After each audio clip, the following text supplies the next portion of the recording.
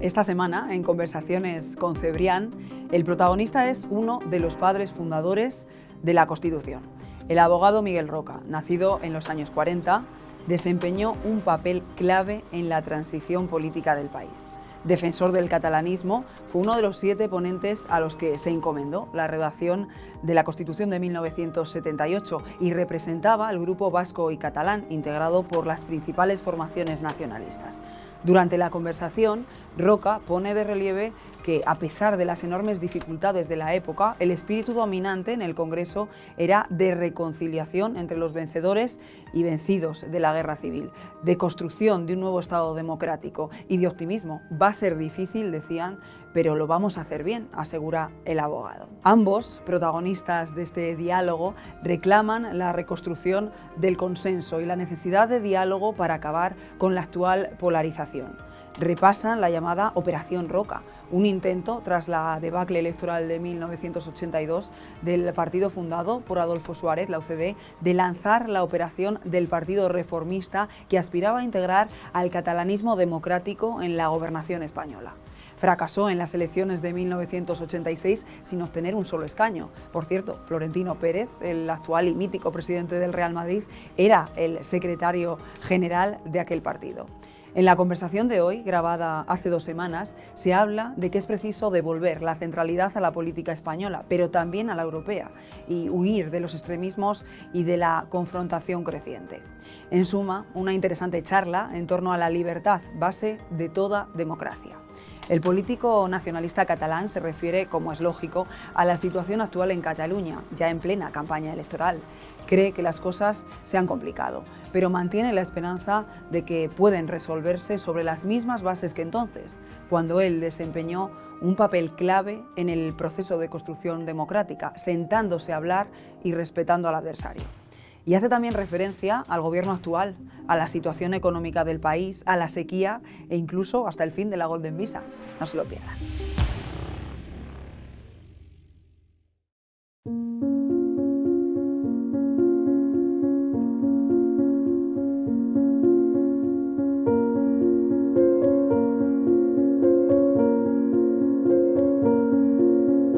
Bienvenido, Miguel Roca. Bien hallado, muchas ¿Podríamos gracias. decir, o podrías decir lo de ya soc aquí? No me muevo de aquí, o sea, que sigo estando aquí. Te lo preguntaba por la famosa frase de Tarradellas, cuando vino como presidente de la Generalitat en el exilio. La gente no sabe que esto fue una decisión del rey Juan Carlos, porque Adolfo Suárez no lo tenía del todo claro.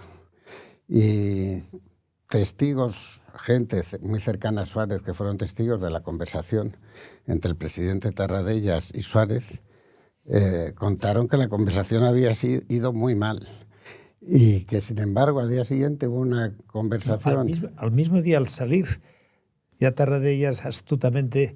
¿Cómo ha ido la entrevista? Fantástica. Sí, porque era un político formidable, ¿no? Y efectivamente, habiendo ido muy mal, él declaró a la prensa que era un gran tipo, Adolfo Suárez y tal. Y al día siguiente lo que salió muy bien fue la conversación con el rey Juan Carlos. Dicen que porque el padre del rey, don Juan de Borbón, le había dicho al rey Juan Carlos que Cataluña era un tema diferente y que con Cataluña había que llegar a pactos.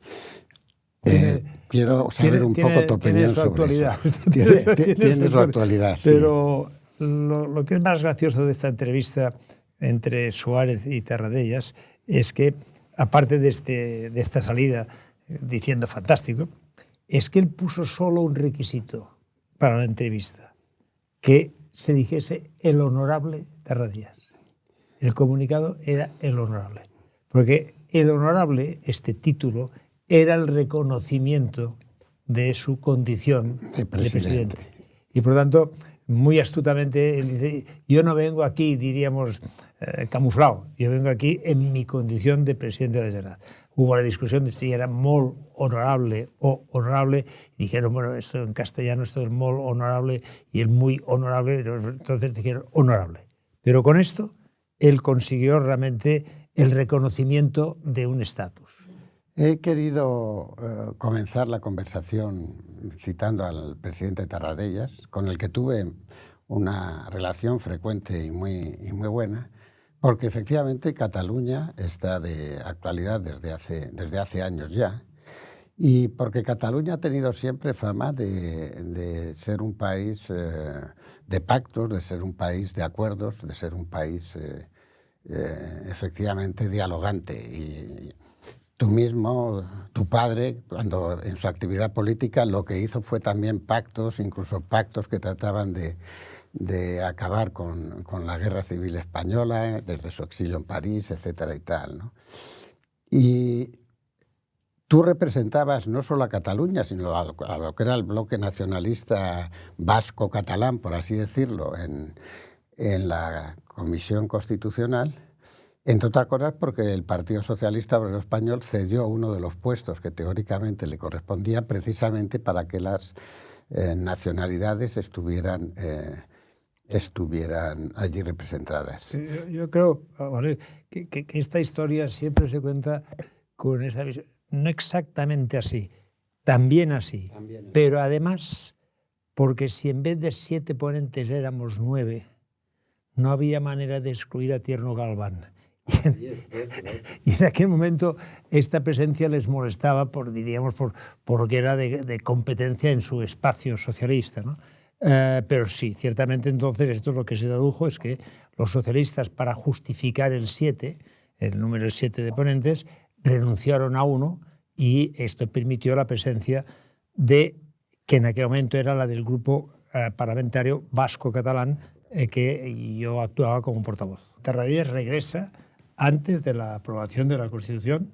Incluso yo tengo en la memoria el recuerdo de visitarle a Tarradellas ya en el Palacio de la Generalitat para explicarle cómo iba la ponencia constitucional, o sea, que le teníamos informado y por lo tanto se empezó a construir lo que sería, diríamos, las bases del proceso de la transición. Se empezaron a construir, diríamos, muy simultáneamente a la elaboración de la Constitución. Los pactos de la Moncloa fueron otra expresión. Es decir, no se esperó, o la amnistía, previamente a la Constitución, ¿no? Por lo tanto, esto son aspectos que demuestran que toda la etapa de la transición contemplaba un abanico de problemas y que requerían respuestas, que encontrarían esta respuesta o en la Constitución o en los pactos de la Moncloa o en el restablecimiento de la Generalitat. Es decir, había un abanico de posibilidades y de problemas que se resolvían, diríamos, de una manera muy integrada, muy cohesionada. Bueno, el caso es que efectivamente el tema autonómico, el reconocimiento de las lenguas autóctonas en determinadas regiones del país, etcétera y tal, y la presencia del catalanismo, el nacionalismo catalán, el nacionalismo vasco, los movimientos herederos del nacionalismo gallego, fueron muy importantes en la redacción constitucional. Y hay que decir que en la experiencia de las dos repúblicas históricas, el problema catalán jugó un papel, empezando por la declaración unilateral de Esquerra Republicana antes de la proclamación de la República Española. Esta Constitución es la que más ha durado prácticamente de la historia de España, con un desarrollo enorme de las autonomías en general y de la autonomía catalana en particular. Yo te he oído decir alguna vez, recordar, que en el Estatuto de la Segunda República, y que en realidad en la Segunda República el único estatuto que funcionó fue el catalán, porque el vasco y el gallego llegaron a última hora y prácticamente no. Se denominaba a Cataluña no como una nación ni como una nacionalidad, sino como una región de España. Una región, sí, sí. Vamos a ver, primero, yo creo que no hay discusión posible sobre que lo que diríamos la organización de la República, que se tomó como un punto de referencia en la Constitución española y en todo el proceso de la transición, fue ampliamente superada por lo que la Constitución representó incluso y especialmente en el terreno autonómico, ampliamente superada.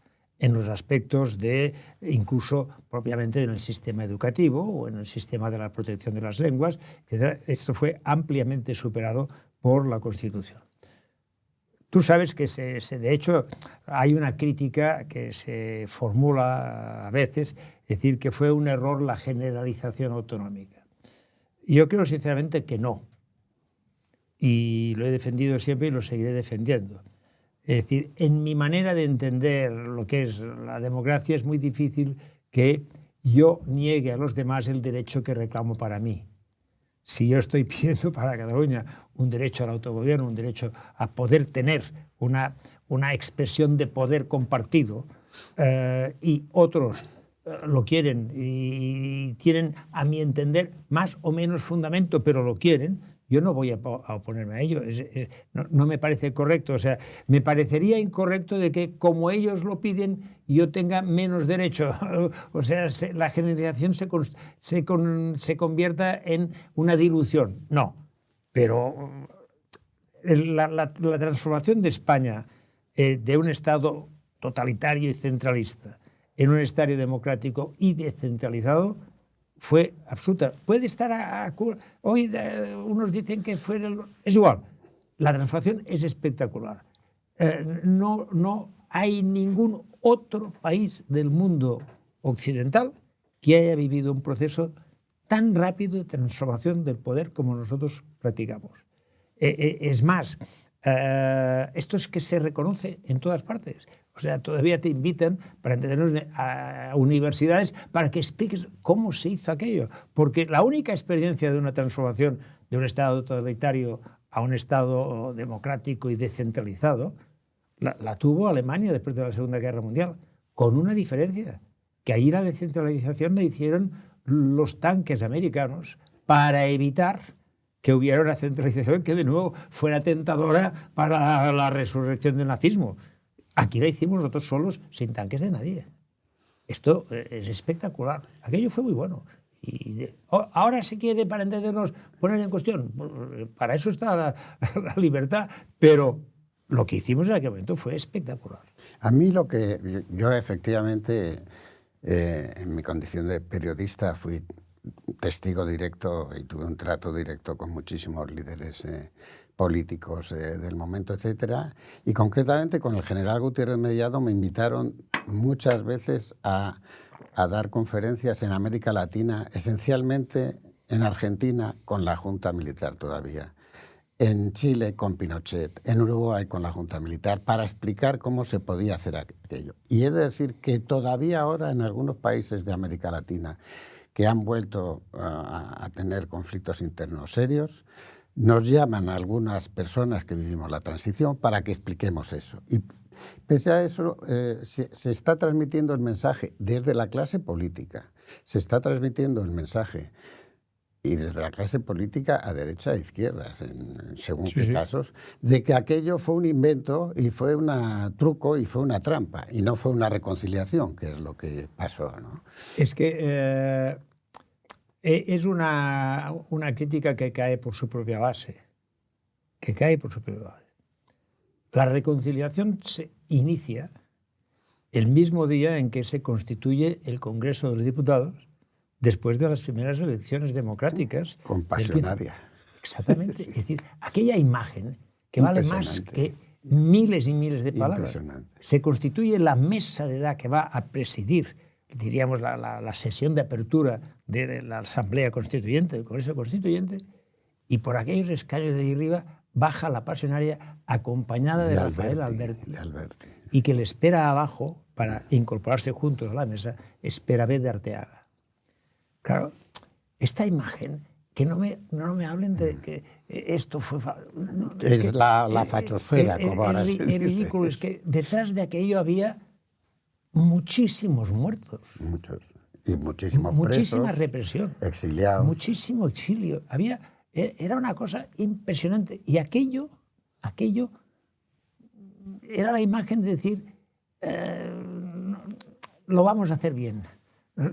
No, cuesta, va a ser difícil. Y lo fue. Pero ahí estamos para intentarlo.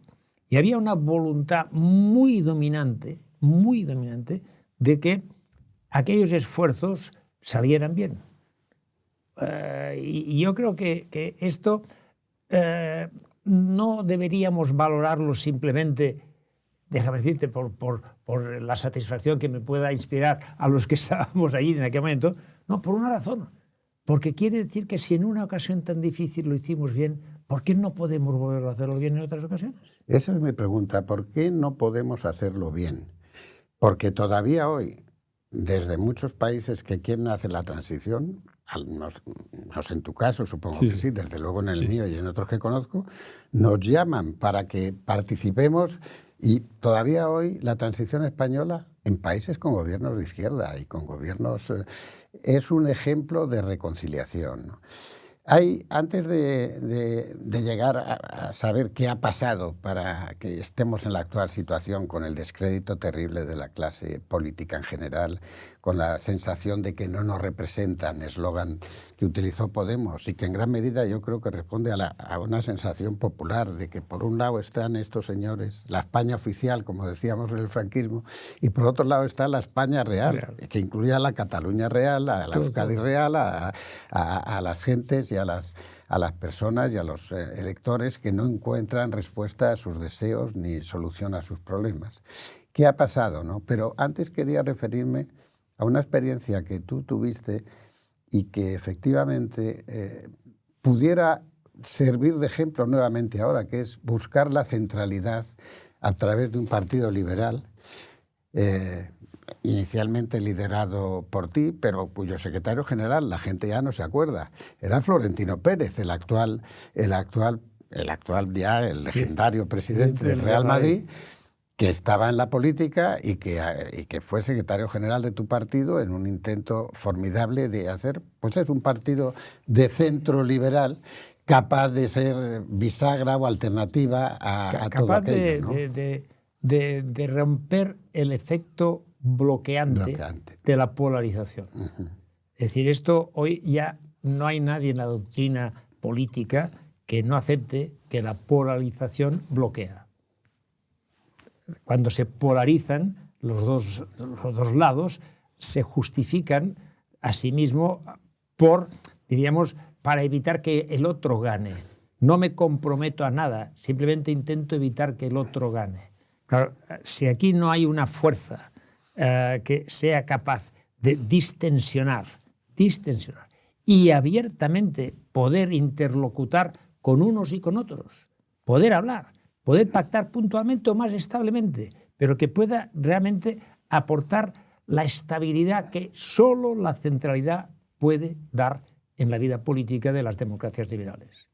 Necesitamos esto. En aquel momento pues nos equivocamos o no nos equivocamos, o lo hicimos mal o lo hice mal, no lo sé, me es igual. Pero lo que sí quiero decir es que el problema sigue siendo el mismo, y yo diría que afortunadamente, entre comillas, desde un punto de vista de que no es porque lo hayamos hecho mal simplemente aquí, Europa necesita esto. Europa está haciendo una apuesta para encontrar su centralidad, o Estados Unidos, no digamos, estamos haciendo una apuesta para ver cómo construimos, diríamos, el colchón amortiguador de las tensiones de la polarización. Y esto yo creo que es básico para nuestro futuro.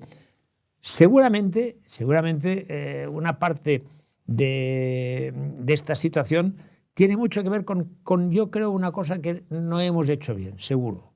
Hay muchas más. Pero hay una que yo creo que no hemos hecho pedagogía. Es decir, no hemos explicado que realmente los países tienen etapas, diríamos, positivas de superación de sus problemas, pero no deben olvidarse que estos problemas existían. No deben olvidarse de los genes. Es decir, aquí hay unos problemas históricos que nosotros hemos intentado reconducir, pero que no hemos explicado lo que aquello representó. No hemos explicado lo que aquello representó, las dificultades que aquello comportaba. Hemos dado normalidad a un hecho que todavía no lo sigue siendo en nuestro mundo. Vivir en libertad no es normal. No es normal. Y cada vez menos normal. Y es difícil, y muy difícil, porque una cosa es ganar la libertad, se gana puntualmente y sabemos más o menos lo que hay que hacer, ya lo hicimos. Aprender a convivir en ella es muy complicado. Porque claro, la libertad, ¿qué es? Es respetar al adversario. Qué cosa tan difícil. Respetar la diferencia. No únicamente, fíjate, la Constitución española tiene un artículo que no tiene ninguna otra Constitución europea. Ninguna otra. Que es que dice, en el artículo 9, número 2, no únicamente respetar los valores, sino hacerlos posibles. Remover los obstáculos que pueden poner en cuestión el ejercicio de estas libertades. Remover los obstáculos. Es decir, porque es que los obstáculos existen. Aceptar que que no piensa como yo puede incluso tener una parte de razón en algo, cuesta mucho. Es muy antipático tenerlo que aceptar. Pero desde que el mundo es mundo, solo el acuerdo ha generado progreso en la humanidad. Pero ese es el papel de los líderes políticos y lo que estamos asistiendo, no solo en España, en Europa en general, es una decadencia del liderazgo político. Si uno mira los candidatos, los que ganan y los que pierden en muchos países, no estoy hablando solo de España. Hablemos de otros, sí. Hay un deterioro real en los países democráticos. Cada vez hay menos países democráticos que hace 10 años, por decir algo. La democracia iliberal, que es una definición hecha por un periodista norteamericano, está creciendo, que es llegar al poder mediante las vías democráticas y utilizar las instituciones democráticas para vaciarlas del sentido que tienen. Y eso se está viviendo en muchos países y, en mi opinión, también en por desgracia, ¿no? Ahora bien, al margen el tema de la representación política, ha habido otra cosa que también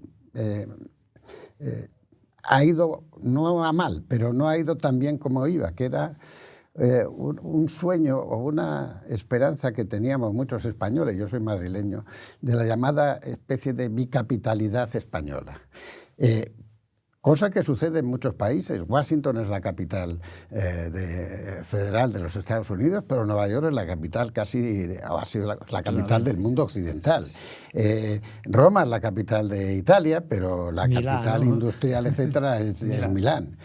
Incluso la relación, porque no existía Berlín, entre Hamburgo y Bonn durante la Alemania. Es decir, y sobre todo después de los Juegos de Barcelona, etcétera, se veía la pujanza formidable de Barcelona y el hecho de que efectivamente, y además el crecimiento de Madrid, que era una ciudad inicialmente mucho más provinciana que Barcelona. Los madrileños íbamos a Barcelona. Barcelona era la puerta de Europa para el resto de España. Era donde la cultura, la inteligencia, el arte, etcétera y tal, se desarrollaba infinitamente más. Estoy hablando de los años 60 y principios de los 70, y se inventó el llamado Golfo, el avión que iba a Madrid, Barcelona, Barcelona, a las 12 de la noche. Claro, precisamente porque para nosotros Barcelona era la puerta de Europa en aquella historia. Y sin embargo, eso se ha perdido, o por lo menos se ha oscurecido, no sé cómo decirlo.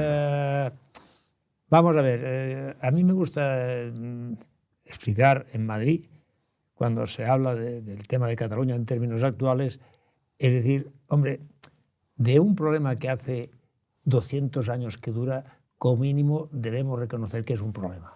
O sea, lo que se sorprende es decir, no, es que hay un problema. No, aquí hay una cuestión que se ha planteado históricamente, que es un encaje, diríamos, pacífico y constructivo de lo que puede aportar Cataluña al conjunto de España, desde el reconocimiento de su personalidad y de sus características, de su singularidad. Esto ha tenido etapas diversas a lo largo de los últimos 2 siglos, ha tenido momentos diversos. Yo creo que con la etapa desde el 77, en toda la etapa de la transición, aquí hubo una recuperación del papel que Cataluña podía jugar en la construcción de este nuevo Estado democrático, un papel importante. Las cosas se han complicado, esto es evidente. Yo creo que pueden resolverse, pero para resolverse habrá que sentar sentarse a hablar. Y hablar, diríamos, sin prisas. Y hablar con voluntad de acercamientos puntuales y progresivos. A mí siempre me ha gustado señalar de que las conversaciones, las negociaciones, deberían empezarse en los postres. En el primer plato hay que empezar para decir cómo van las cosas y tal. Hasta el momento en los postres, porque claro, si de entrada todos llegamos con nuestros apriorismos, esto va a ser difícil. La situación es complicada. Yo quiero apostar a que tiene solución, pero tiene solución a base de que hagamos todos un esfuerzo de comprensión y de acercamiento real. Miremos una cuestión. Cuando hicimos la Constitución, en los primeros años de la Constitución, desde la tribuna del Congreso de los Diputados, diputados de todos los colores hablaban con naturalidad de la realidad plurinacional de España, con absoluta naturalidad, y no pasaba nada.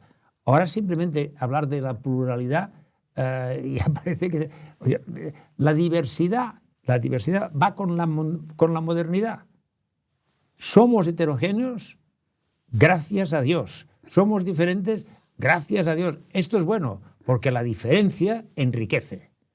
Hay que respetarla, hay que hacerla posible, pero la diferencia enriquece. Esto, yo no conozco de ningún momento glorioso de la historia de la cultura en la que se dijese, fue aquello, no, al revés, siempre la expresión plural de la diversidad, de la diferencia, de la heterogeneidad, es lo que construye las sociedades modernas. Es lo que la construye. Bien, nosotros tenemos la fortuna de una diversidad muy fuerte.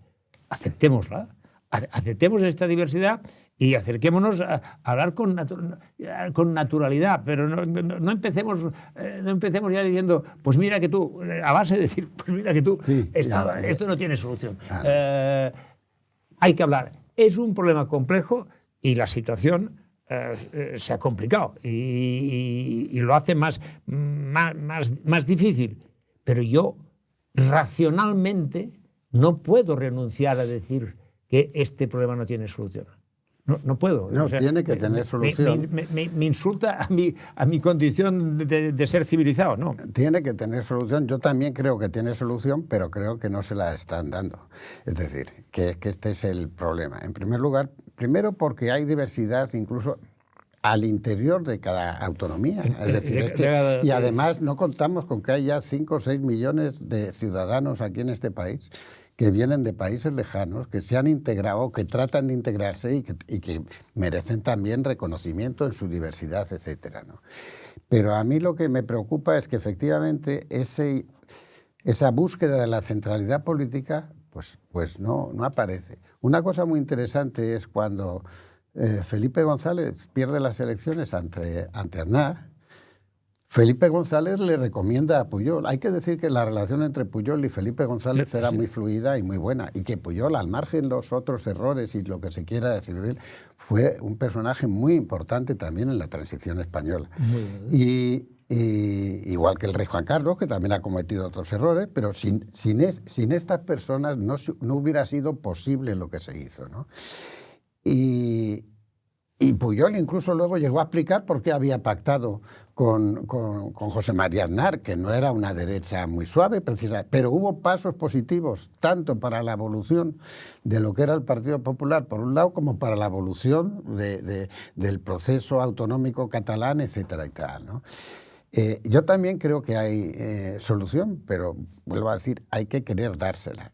Esta idea de voy a las elecciones no para ganarlas y gobernar yo, sino para que las pierda otro, para que no gobierne otro, es una cosa completamente ridícula, ¿no?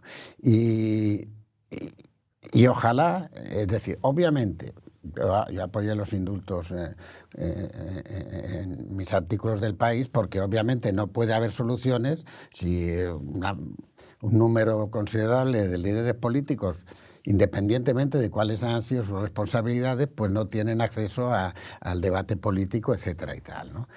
Pero Y además hay una tal cantidad de elecciones en este país cada rato. Solo este año tenemos en pocos meses 3 elecciones, pero el año pasado... De momento. De momento, ¿no? De momento, ¿no? De momento. Sí. Bueno, sí, porque realmente la debilidad de este gobierno es una cosa incomprensible. Es decir, o sea, bueno, es comprensible tal y como porque no forma parte de un proyecto político, sino de un arreglo de conveniencias entre los diversos partidos, pero conveniencias a muy corto plazo, ¿no? Entonces, ¿cómo contemplas el futuro? Hombre, ¿O cuáles son tus deseos para el futuro inmediato? Mejor, porque claro, sería petulante a mi edad cómo construyo un futuro. A mi edad estamos para explicar lo que pasó, para defender lo que se hizo en aquel momento e intentar trasladar al conjunto de la sociedad que sobre las mismas bases sobre las que se operó en su momento puede construirse, diríamos, un espacio de convivencia compartido, que es lo más importante. De entrada, yo creo que hay una cosa muy clara, es decir, yo creo que la gente entiende que convivir es un valor muy importante y que convivir quiere decir estabilidad y quiere decir la libertad construida sobre el respeto a la diferencia. Bueno, dices, hasta aquí todo esto es muy formal, podemos avanzar. Bueno, pongámonos de acuerdo sobre esto y entonces sigamos avanzando. Porque la verdad es que al final hay muchas discusiones que podían solventarse muy fácilmente. Es decir, me resulta difícil creer que, por ejemplo, ante el tema de la sequía que España está viviendo, de déficit de recursos hídricos y todo lo que esto representa, no somos capaces de ponernos de acuerdo en unas cuantas cosas para mitigar el impacto de la sequía. Es que no me lo creo. O sea, no lo puedo entender. Tenemos un problema grave en el sistema educativo. Muy grave. En toda España. Me dirán, en Cataluña, en toda España tenemos un problema muy grave porque las desigualdades se generan desde la infancia. Y tienen mucho que ver con la preparación que les podamos dar a estos futuros jóvenes adultos. Esto, no podemos ponernos de acuerdo sobre esto. Ya sé que hay detrás de aquí una carga ideológica, pero lo que es evidente es que entre el 0 y el 10 seguro que todos podemos coincidir como mínimo en el 7. Como mínimo en el 7. Y esto te puede seguir la política de vivienda. Necesitamos una política de vivienda clarísima porque no se ha hecho. Es igual, no busquemos quiénes son los responsables. No se ha hecho una política de vivienda, ahora la llaman asequible o social, como tú quieras. No se ha hecho. Lo que sé seguro es que el Golden Visa no resuelve el problema de la vivienda. No, por supuesto. Porque no me digan... Además, porque son viviendas muy especiales para gente con muchísimo dinero y además muy pocas. Ni resuelve, ni mitiga, ni nada, de nada. Ese es otro tema que me parece muy tratable. Es decir, ¿por qué vamos a darle a alguien un privilegio en relación a otros? Por esto? Me parece bien, pero que no me lo enfoquen como problema. Todos estos problemas... Dices, pero esto no resuelve el problema, diríamos, más grave de cómo se encajan las administraciones y cómo se encajan las ideas que se puedan defender sobre el autogobierno en un sitio o en otro. No, pero facilitan un escenario de mayor comprensión. Es decir, si nosotros pudiéramos bajar la tensión de aquellos problemas que afectan muy directamente al ciudadano, también aumentaría su capacidad de comprensión sobre los sacrificios que pueden representar soluciones mucho más alambicadas y matizadas. Pero hay que resolver esto nos está pasando en Europa. En Europa, fíjate, ¿qué nos pasó? Europa tuvo una etapa esplendorosa y construimos el estado del bienestar después de una Segunda Guerra Mundial. Pero el estado del bienestar hoy constituye ya un activo adquirido por parte de los ciudadanos. Y quieren más, y piden respuestas a este más. Y nosotros decimos, oiga, mire ustedes, que hicimos todo aquello, pero yo quiero más, yo quiero otras cosas.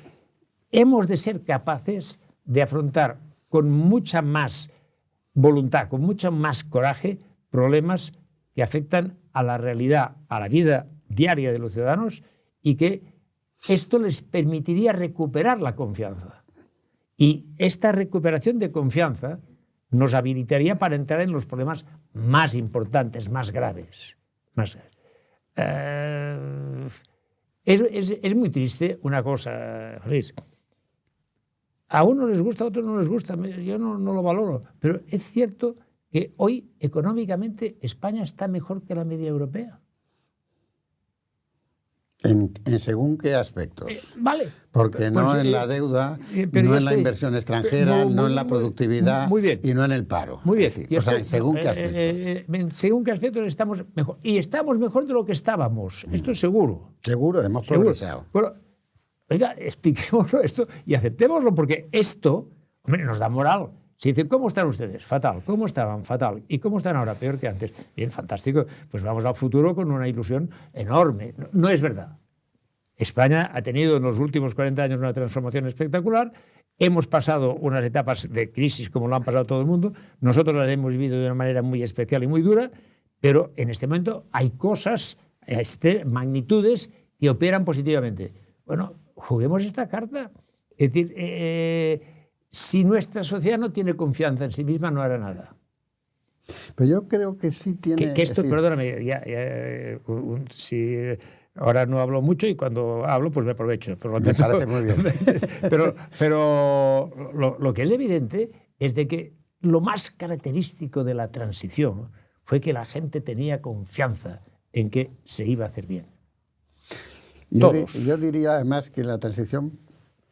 Esto me lo dijo una persona relevante de la transición. La diferencia con la transición es que en la transición estábamos todos juntos, desde la pasionaria al rey Juan Carlos, y sabíamos lo que queríamos, que era libertad, democracia y estatuto de autonomía.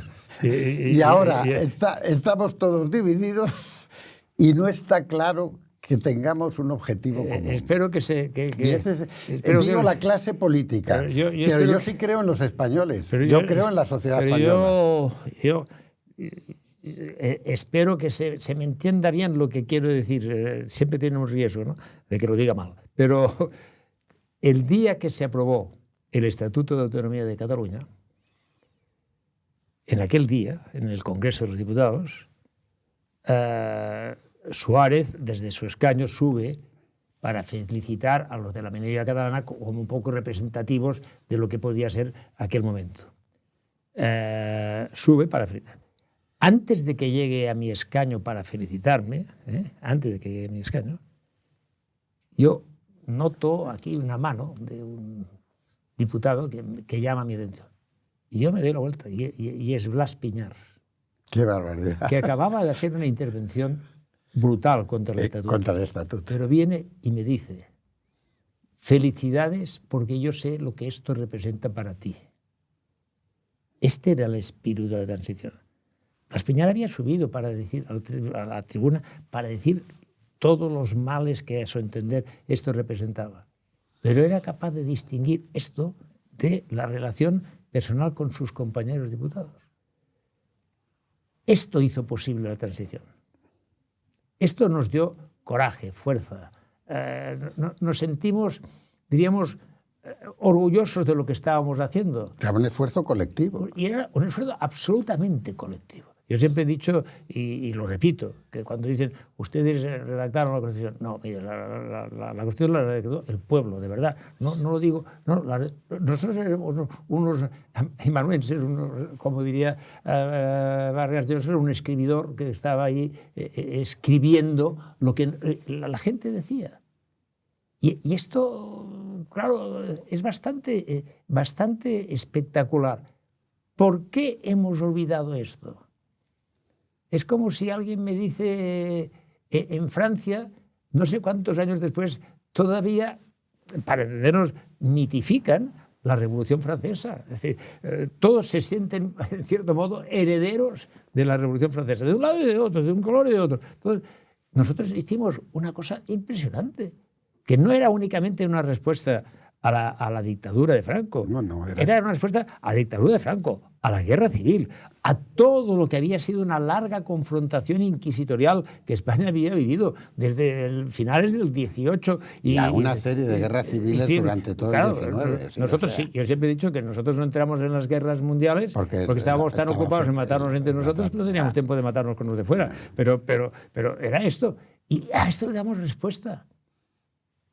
No lo podemos valorar.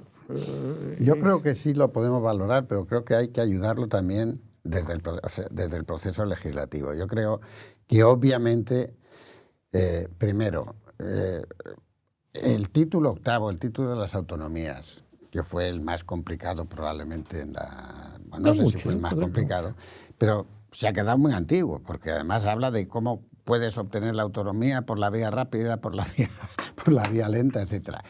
Y yo creo que una reforma pactada de la Constitución que haga de las autonomías lo que en realidad son, es decir,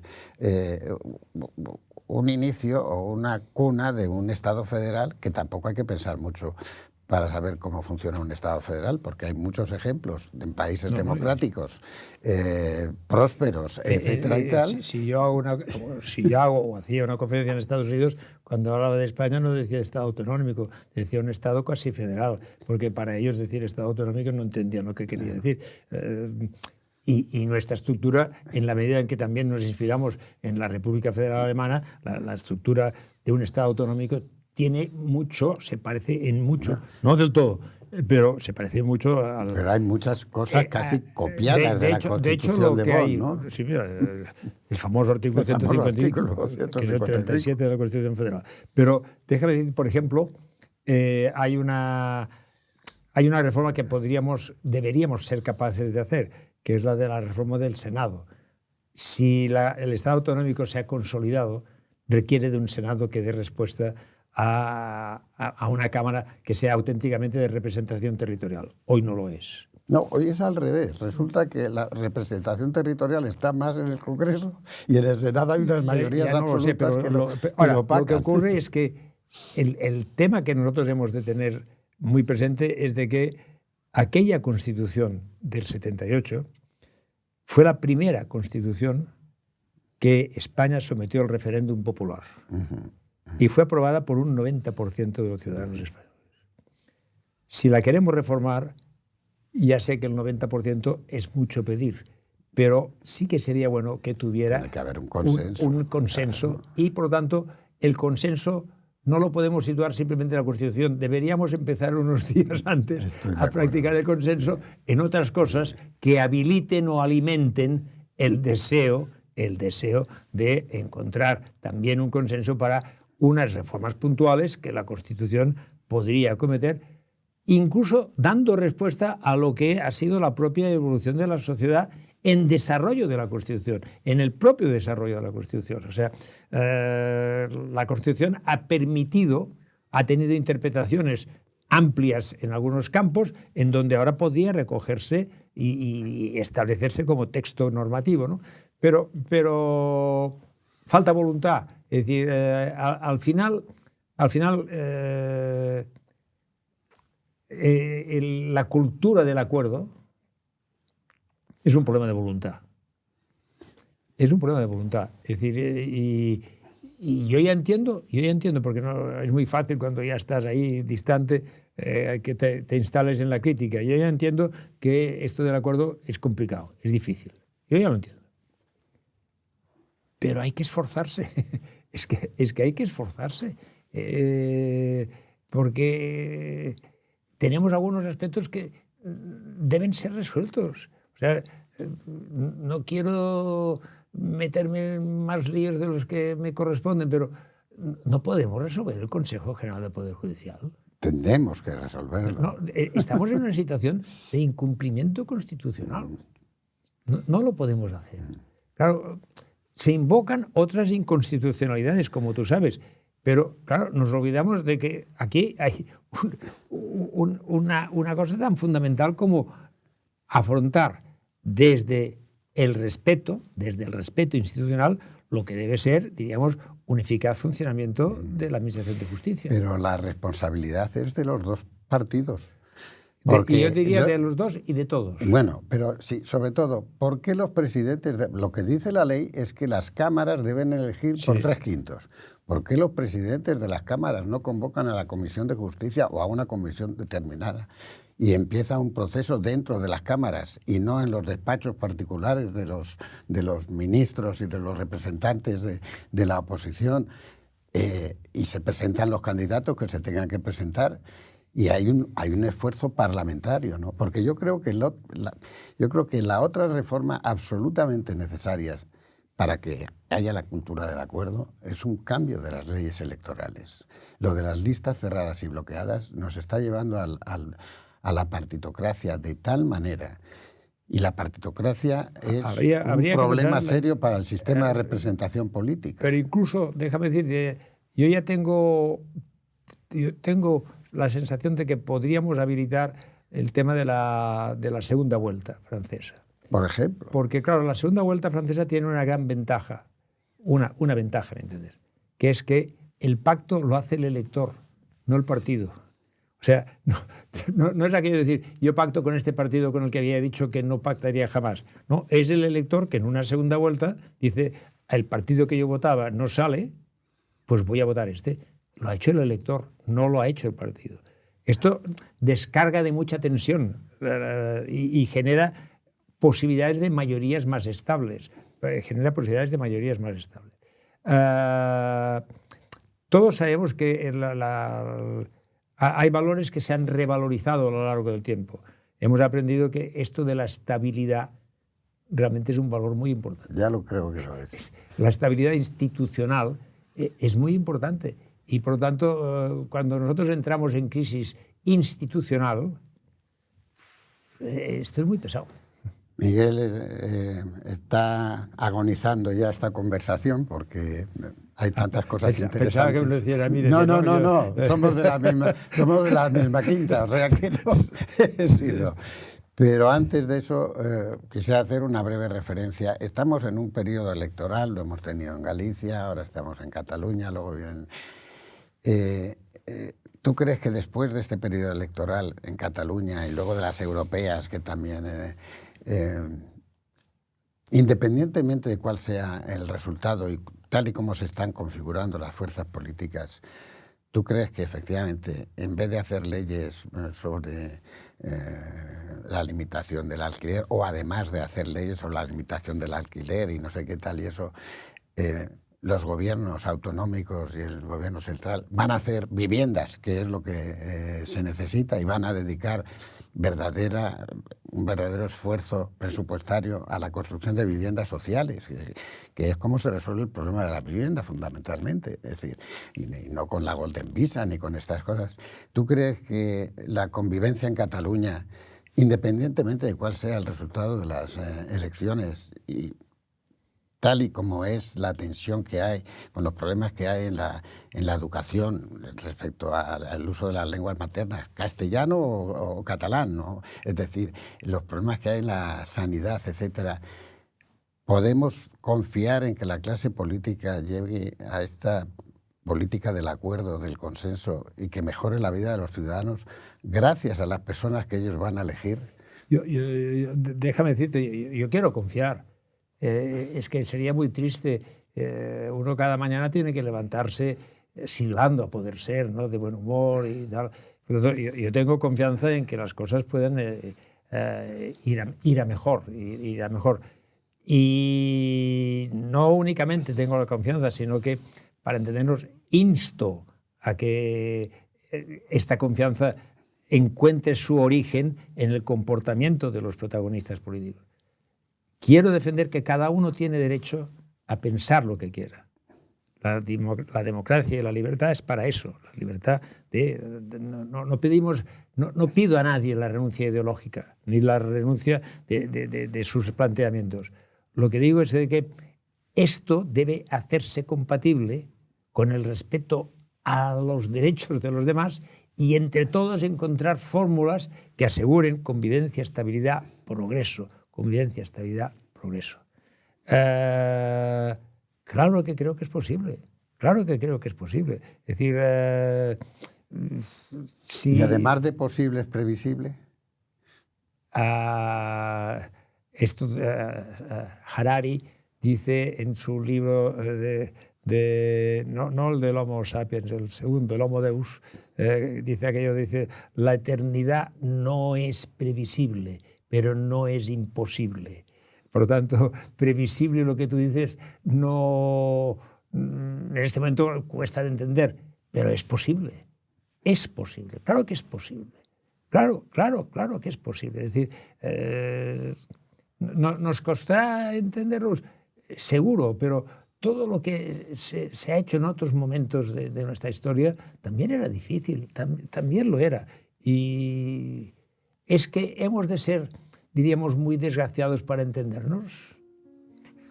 Miguel Roca, padre de la Constitución del consenso, de la Constitución de la transición, de la Constitución de la reconciliación. Muchas gracias. Gracias a vosotros.